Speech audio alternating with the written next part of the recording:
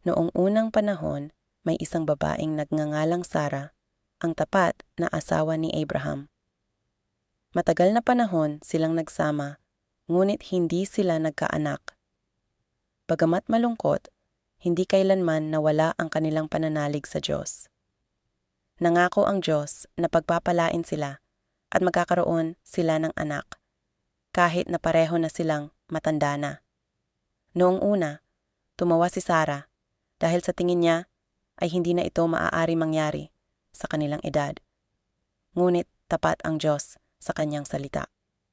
Nang dumating ang takdang panahon, isinilang ang kanilang anak na si Isaac. Napakalaki ng tuwa at pasasalamat ni Sara.